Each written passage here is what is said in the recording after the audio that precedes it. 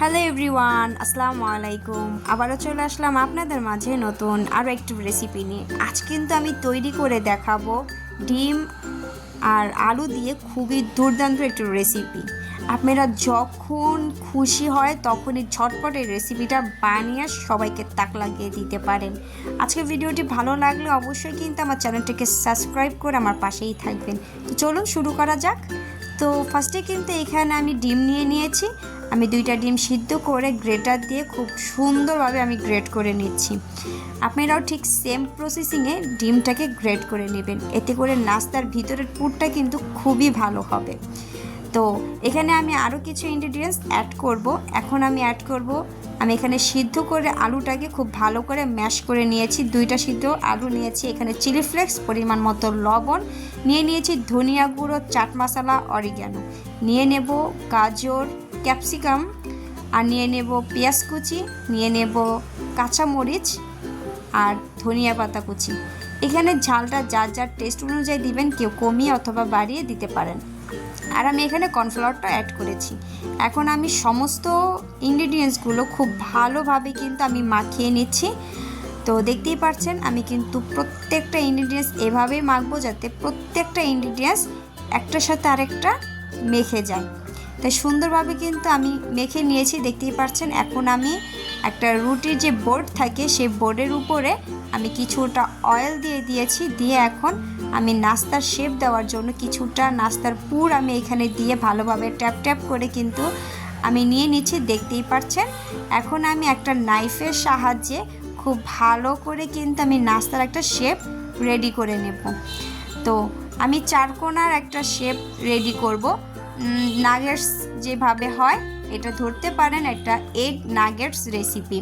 তো আমি কিন্তু নাগেটসের শেপটা দিয়ে দিচ্ছি। এখন আমি চারপাশে যে বাতি যেগুলো থাকবে সেগুলোকে আমি সরিয়ে আমি আমার নাস্তাটা তুলে নেব। ওইগুলো দিয়ে আমি আবারও খুব সুন্দরভাবে নাস্তা রেডি করে নেব। তো আমি কিন্তু এটি খুব ভালো করে সরিয়ে নিচ্ছি, এগুলো দিয়ে আমি আবারও নাস্তা রেডি করে নেব। তো দেখতেই পাচ্ছেন আমার কিন্তু নাস্তার শেপটা একদমই কমপ্লিট হয়ে গিয়েছে। আমি ঠিক এভাবে করে প্রতিটা নাস্তা আমি রেডি করে নেব। তো চলুন নেক্সট স্টেপে চলে আসলাম। এখানে আমি আবারও কিছুটা কর্নফ্লাওয়ার দিয়েছি ময়দা। এখানে আমি 1 টেবিল টিস্পুন আমি দিয়েছি কর্নফ্লাওয়ার আর 1.5 টেবিল টিস্পুন দিয়েছি আমি ময়দা। তো এখন আমি খুব ভালো করে কিন্তু একটু পানি নিয়ে এখানে আমি সামান্য পরিমাণে একটু লবণ আর চিলি ফ্লেক্স দিয়ে খুব সুন্দরভাবে কিন্তু একটা ব্যাটার রেডি করে নেব। তো দেখতেই পাচ্ছেন, স্ক্রিনে দেখে বুঝতেই পারছেন আমার ব্যাটারটা কতটুকু ঘন অথবা কতটুকু পাতলা। আমি কিন্তু একবারে বেশি ঘন আবার একদম পাতলা হবে এরকম না, জাস্ট মিডিয়াম থিকনেসে আসলেই হবে।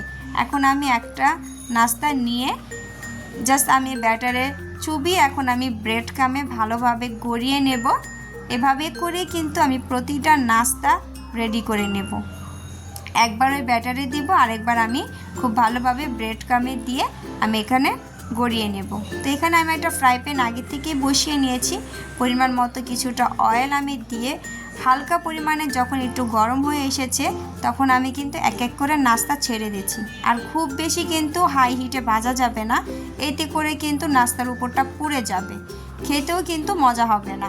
তাই হালকা মিডিয়াম আছে আপনারা নাস্তাটা ভেজে নেবেন, এতে দেখা যায় উপরটা কিন্তু ক্রিসপি হবে, খেতেও জাস্ট অসম্ভব মজা। এই নাস্তাটা একবার বাসায় তৈরি করে দেখতে পারেন, যখন খুশি তখন এই নাস্তাটা জাস্ট জমে যাবে। বিকেলে আপনি চায়ের আড্ডায়, সকালের নাস্তায়, যখন খুশি এই নাস্তাটা কিন্তু জাস্ট দুর্দান্ত জমে যাবে। তো দেখতেই পাচ্ছেন আমি একটা খুব ভালো করে আমি কিন্তু দেখিয়ে দিচ্ছি উপরটা কতটা ক্রিসপি, ভিতরটা জাস্ট অসম্ভব মজা। বাসে একবার রেডি করে দেখেন, জাস্ট সবাই ফিদা হয়ে যাবে। বিশ্বাস না হলে একবার অবশ্যই রেডি করে দেখতে পারেন।